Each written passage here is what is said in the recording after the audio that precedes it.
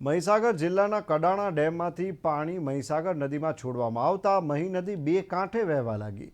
વડોદરા જિલ્લાના મહીસાગર નદી કાંઠે આવેલા ગામોને સતર્ક રહેવા કલેક્ટરશ્રી દ્વારા વારંવાર સૂચનાઓ આપવામાં આવે છે।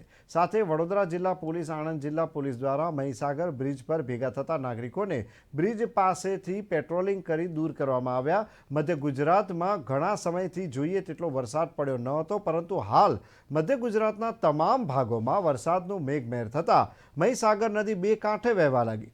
સામાજિક કાર્યકર અતુલ ગામેચીએ જણાવ્યું હતું કે મહી નદી જ્યારે બે કાંઠે વહી રહી છે ત્યારે મહી નદીના કિનારે અસંખ્ય પ્રમાણમાં કચરો તેમજ અન્ય ચીજ વસ્તુઓ પણ પડી રહેતી હોય છે।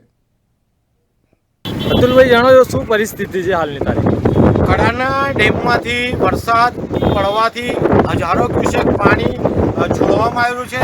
જે પાણીની અસર મહીસાગર નદીમાં થઈ રહી છે। જોવા જઈએ તો હાલ વડોદરા તાલુકાના પાજરપુર વાસણ પાસે મહીસાગર નદી આવેલી છે। આમાં પૂરના પાણી આવ્યા છે। સાથે બીજી બાજુ જોવા જઈએ તો વડોદરા તાલુકો, આણંદ જિલ્લો, વડોદરા જિલ્લો સાથે પાદરા આગળના અનેક ગામોમાં મહીસાગર નદીના પાણી જઈ રહ્યા છે। તો તમામ લોકોને, જે નદી કિનારે રહેતા તમામ લોકોને વિનંતી છે કે પોતે અન્ય સ્થળે રહેવા જતા રહે। પાણી વધતું જઈ રહ્યું છે। બીજી બાજુ જોવા જઈએ તો નાના મોટા ગાય, વાછરડા, ઢોર ઢાકર પણ દૂર લઈ જાય।